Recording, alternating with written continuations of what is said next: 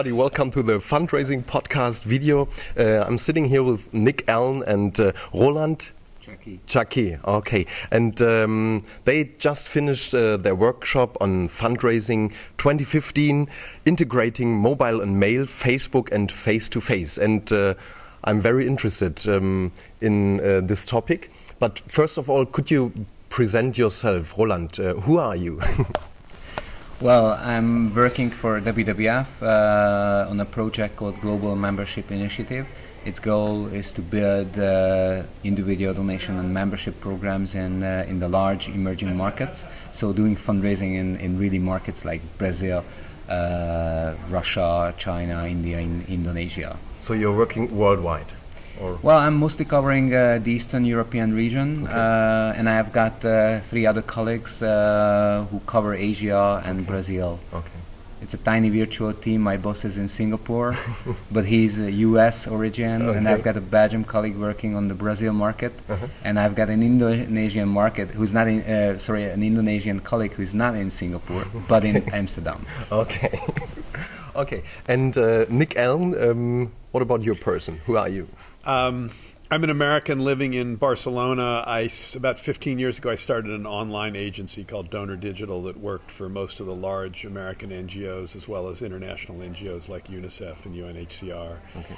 So I've been doing this for a long time, and I think in this period we're seeing slowly a trend from the more traditional techniques like direct mail to DRTV, email, SMS, Facebook, etc.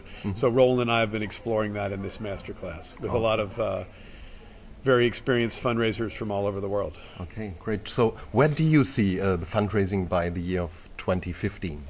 Well, you know, I'm thinking we maybe should have called this 2025. I mean, 2015 is only 3 years away. So, I mean, you're not probably going to see any radical changes in 3 years. But, you know, for instance, smartphones are being adopted very, very quickly. And in some markets, half the people with a mobile phone have a smartphone. Now, you know, people aren't giving money directly with a smartphone yet. But in the next few years, when people start buying things in a big way with their phone, when e-commerce becomes big on a phone, there'll be all sorts of opportunities to get people to donate or sign up for a regular giving program on their phone. And the phone is something people carry with them every waking hour.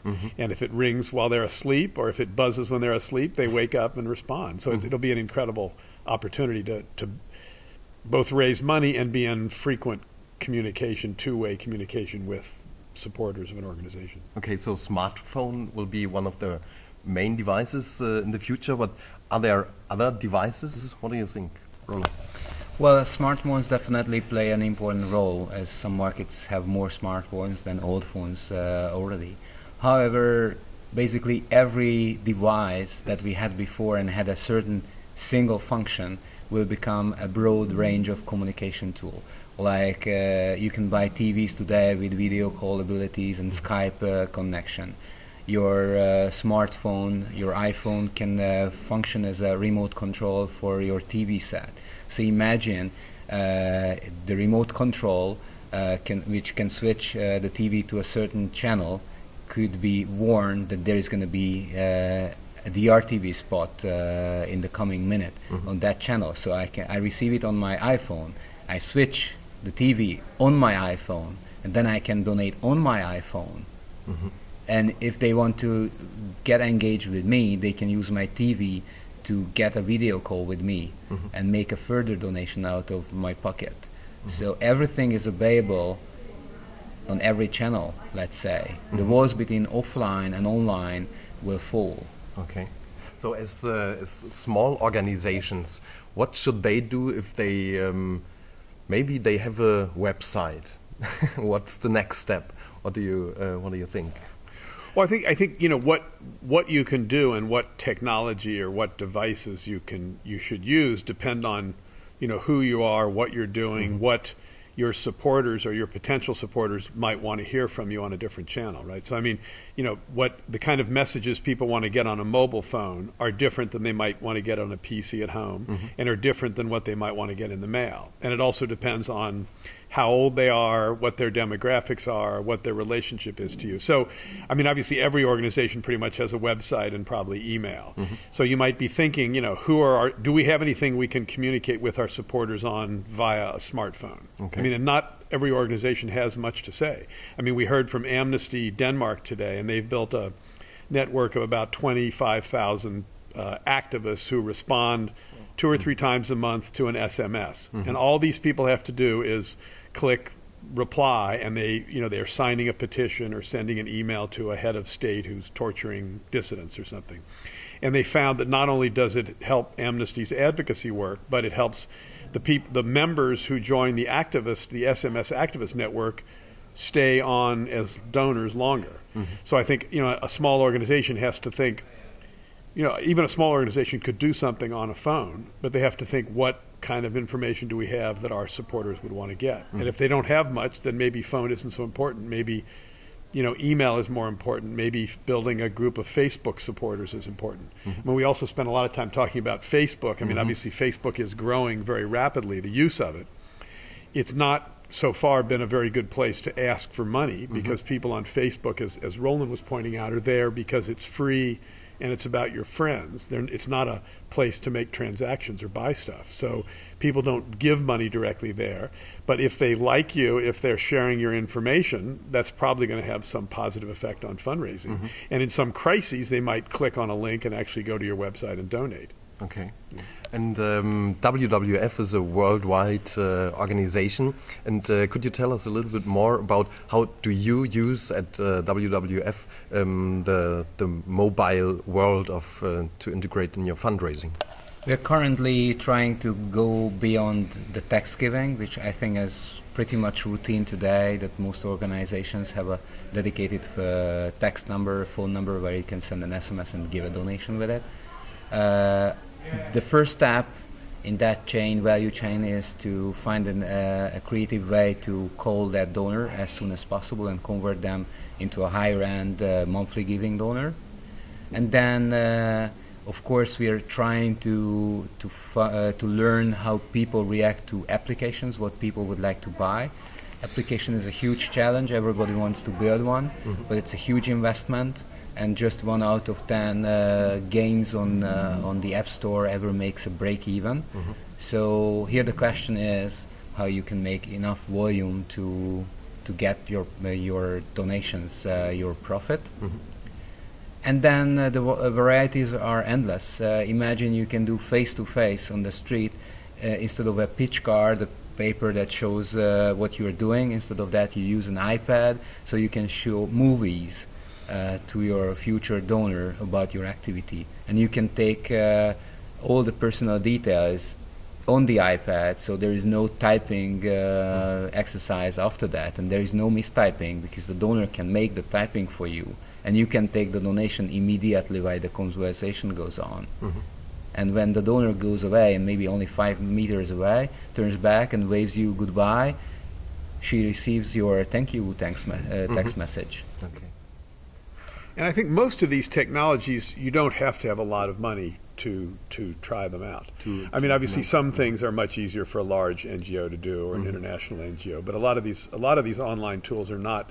They don't require huge capital to start them. The question is, you know, what content, what does your organization have that would make sense to use one of these tools or channels with?